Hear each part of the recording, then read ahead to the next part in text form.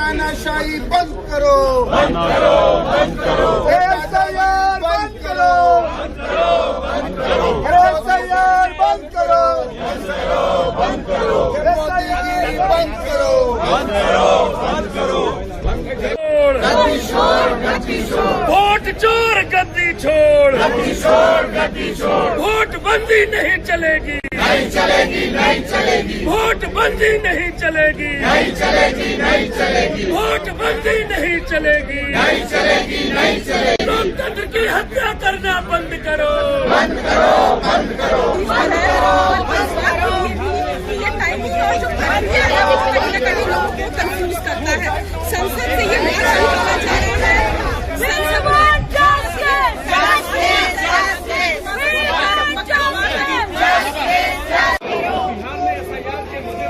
मोहित आगे चलो, आगे।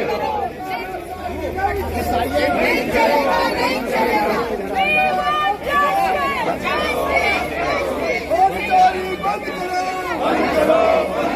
कर्मचारी बंद करो, बंद करो, एसआईआर रद्द करो, बंद करो, तानाशाही नहीं चलेगा, नहीं चलेगा, नहीं चलेगा, तानाशाही नहीं चलेगा। है कि जो एसआईआर बिहार में अगर कामयाब होता है तो इसी के आधार पर, इसी बेस पर पूरे देश में वो लागू करेगा।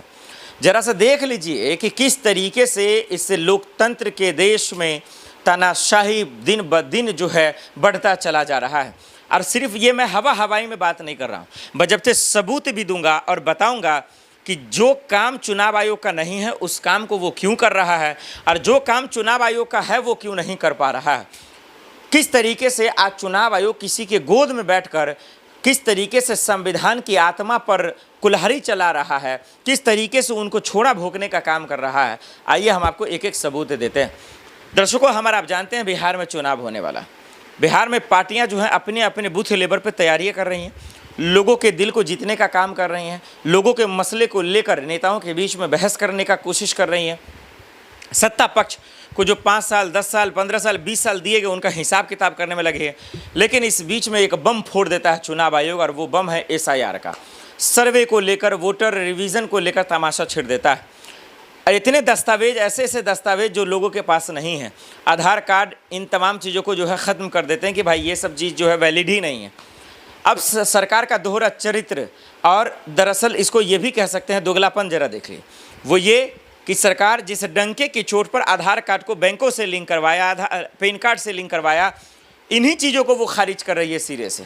सोचिए, डंके की चोट पर वो खुलवाया और लोग उनसे थंब लगाया, तमाम चीज़ें हो गई, स्कैन हो गया, और इसी के साथ लोगों के साथ स्कैम भी हुआ। लेकिन आज उसी को सिरे से खारिज कर दिया। ये क्या है? सरकार का कैसा दोहरा चरित्र है? ये तानाशाही नहीं तो क्या? चुनाव आयोग तो कम से कम संवैधानिक पद है, उनको तो ये समझना चाहिए था। लेकिन आज वो भी क्या कर रही है? लोगों से नागरिकता पूछने का काम कर रही है एसआईआर के बहाने। आज बिहार में जाइए, बिहार में लोगों, गांव में जाइए, चौक चौराहों पे जाइए, लोगों के पास दस्तावेज नहीं है, लोग परेशान हैं, लेकिन जानबूझकर करेंगे। सुप्रीम कोर्ट ने सलाह भी दिया, नसीहत भी दी, लेकिन इसके बावजूद उनका अहंकार ख़त्म नहीं हो रहा। कह रहे भाई हम नहीं मानेंगे आपकी बात। क्यों माने? हमने जो कह दिया वो लोहे की लकीर है।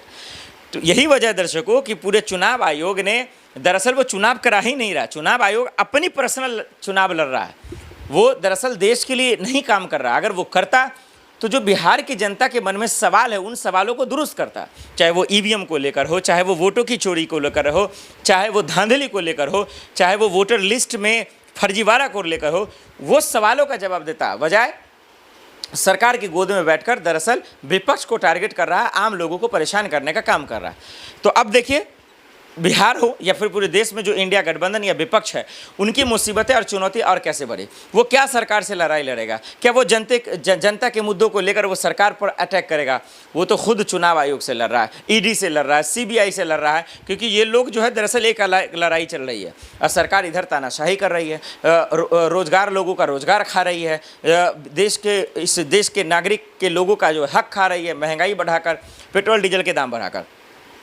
तो कहीं ना कहीं जो है आखिर विपक्ष लड़े तो किससे लड़े और कितना लड़े? जब संस्था ही बिक जाए, सिस्टम बिक जाए, जब जो है एजेंसियां ही बिक जाए, तो आखिर किससे लड़े? सुप्रीम कोर्ट ने ईडी को फटकार लगाया, कह रहा राजनीति का इस्तेमाल आप क्यों हो रहा है? क्यों इससे सस्ते हो गए हो? क्या तुम्हारी कोई हैसियत नहीं? क्या आपका कोई वजूद नहीं? तो बात तो वही है ना।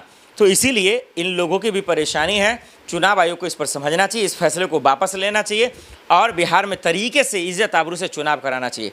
नेता को अपने मुद्दों पर चुनाव लड़ने देना चाहिए और लोगों को फ्रीडम छोड़ देना चाहिए ताकि वो अपने नेता को खुलकर चुन सके।